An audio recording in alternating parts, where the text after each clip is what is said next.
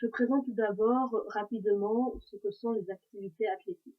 Donc, il faut savoir que les activités athlétiques en école élémentaire sont une des rares sont la seule activité avec la notation à répondre à la compétence réaliser une performance mesurée.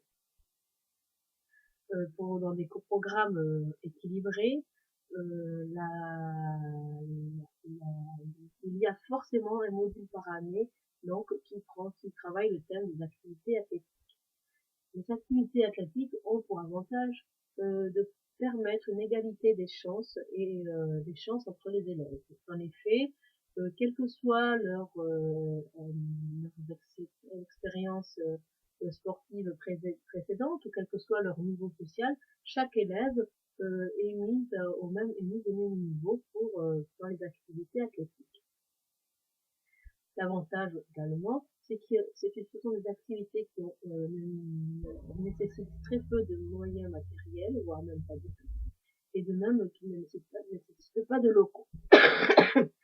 Les activités athlétiques permettent de développer des traits de caractère assez précis auprès des élèves, qui sont la volonté, le sens de l'effort et de la persévérance.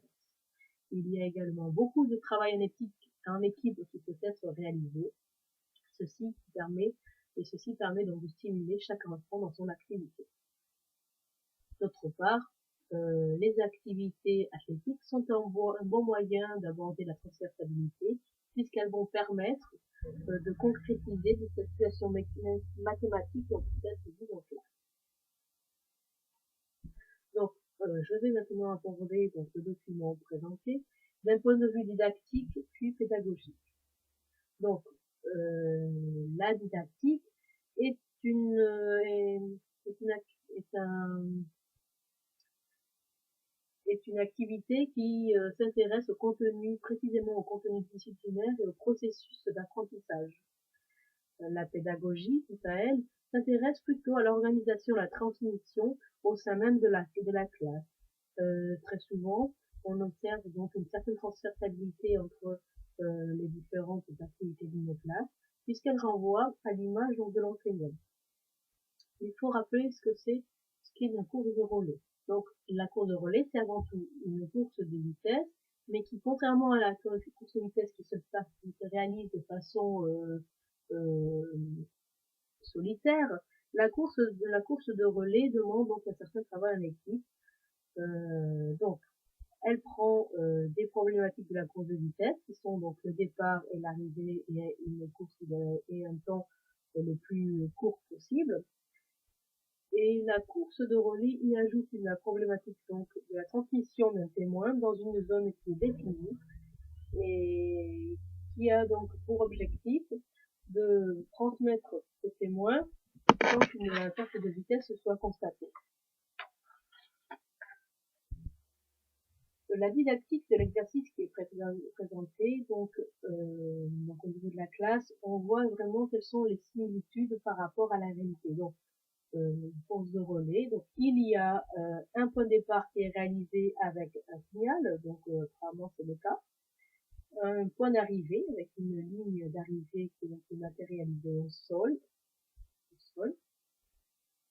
Et donc une course doit se réaliser au plus vite avec une transmission de témoins.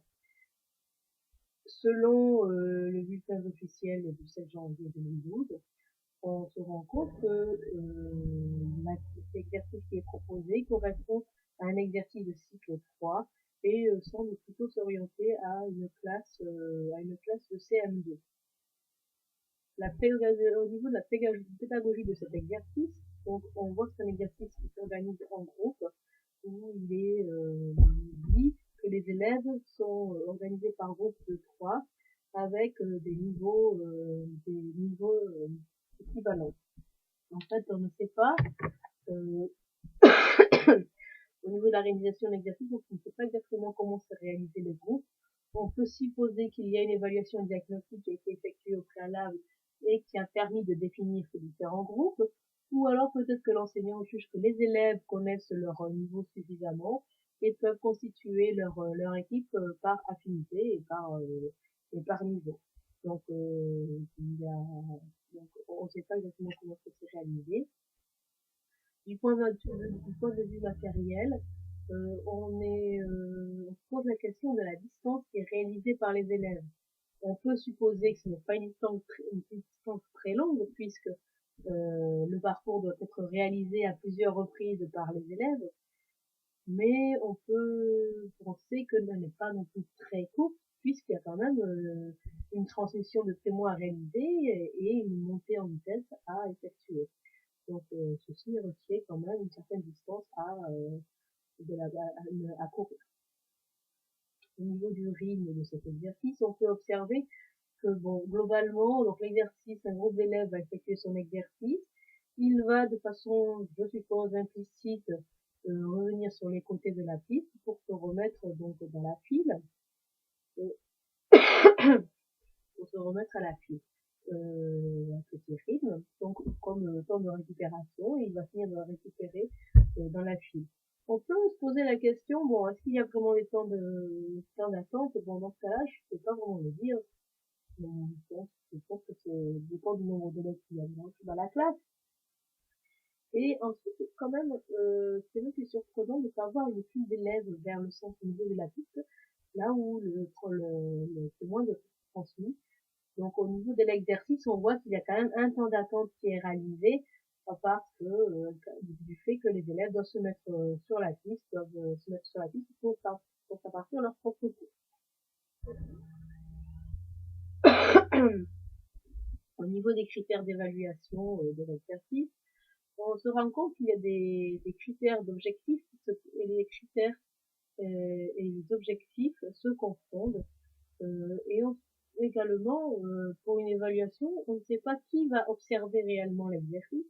Est-ce que ce sont les élèves eux-mêmes qui doivent juger à quel moment ils arrivent, sur quelle bande ils vont arriver, et qui est-ce qui va recenser les résultats qui sont relevés? De même, on se demande qui va donner le départ de la course. Quels sont les objectifs de l'enseignant dans cette activité? Bon, il semble que l'élève, pour lui, doit être capable de transmettre le témoin en mouvement, et il doit également être capable d'identifier la main porteuse du témoin dans une zone définie. Au niveau des comportements qui sont observables pour les élèves sur l'action, on peut supposer que les receveurs n'ont pas de vitesse lorsqu'ils reçoivent le témoin, qui peut-être ils devront ralentir lorsqu'ils seront sur le point de dépasser la ligne de transmission. Ils ne seront peut-être pas dans le sens de la course pour recevoir le témoin. Ils regardent leurs équipiers qui ne sont pas attentifs. On va avoir également des problèmes de transmission main droite, main gauche, des ralentissements avant la ligne d'arrivée, et des ralentissements en se rapprochant donc du receveur du témoin. Donc globalement, ces difficultés peuvent être travaillées selon 3 points. Parmi ces points, donc je vous ai fait la présentation des exercices par trois dessins. Sur un premier dessin, l'exercice travail l'objectif, c'est en fait de mettre en action et de travailler l'idée de se mettre en action pour recevoir le témoin de son partenaire. On observe donc deux files d'élèves, deux colonnes, la colonne 1 et la colonne 2.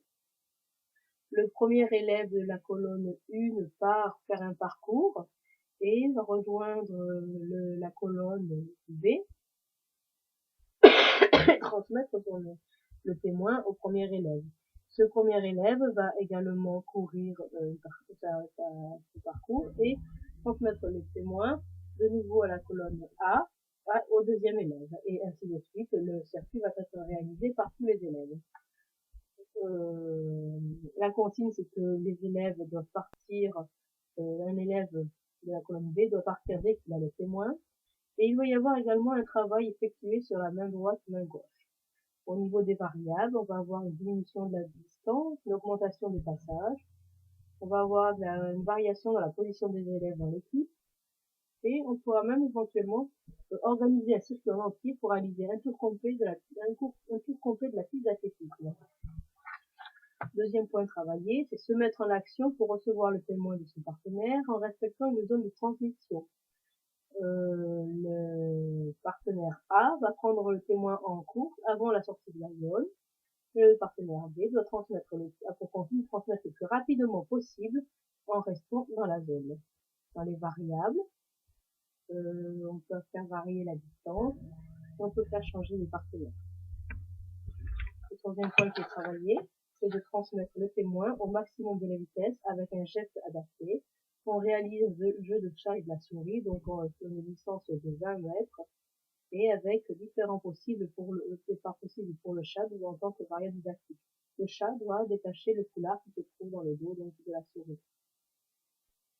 Voilà, j'en ai terminé pour ma présentation.